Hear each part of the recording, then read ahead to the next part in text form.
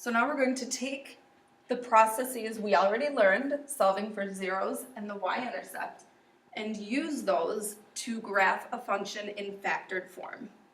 So we start by determining the zeros, so we have to remember that process or go back and check your notes. Start by replacing y with 0.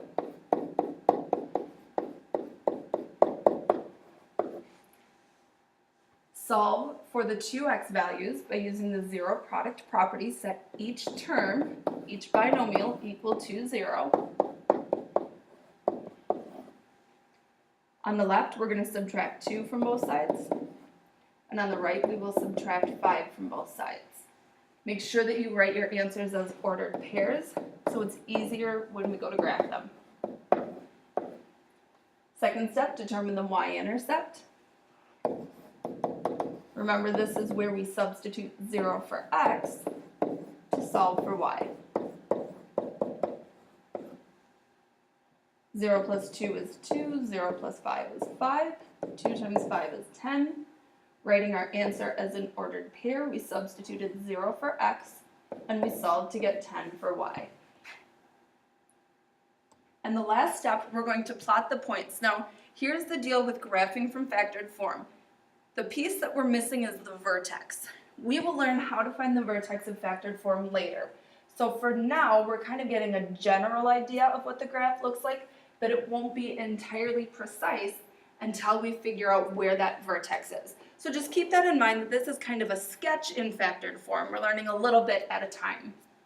So I'm going to start by plotting my x-intercepts, -2, 0, and -5, 0.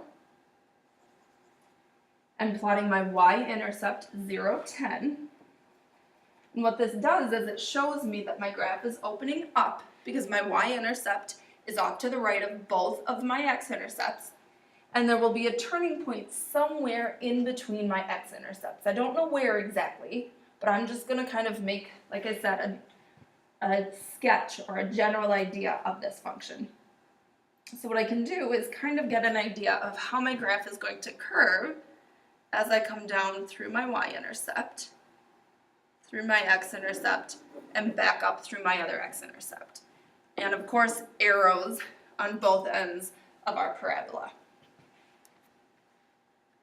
We'll look at one more, and then I'll give you your U-try problem. So again, start by finding the zeros. And again, you can find the zeros and the y-intercept in either order. It doesn't really matter. To find the zeros, substitute 0 for y and solve for your x's using the zero product property.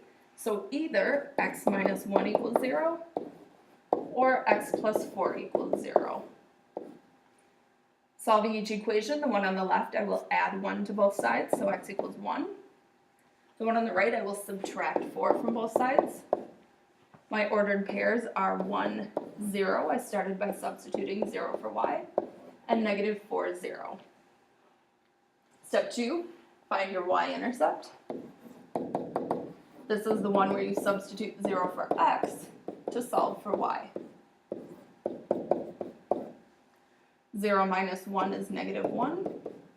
0 plus 4 is 4. So our y-intercept is -4. Writing that as an ordered pair, I started by substituting 0 for x, solved to get -4 for y.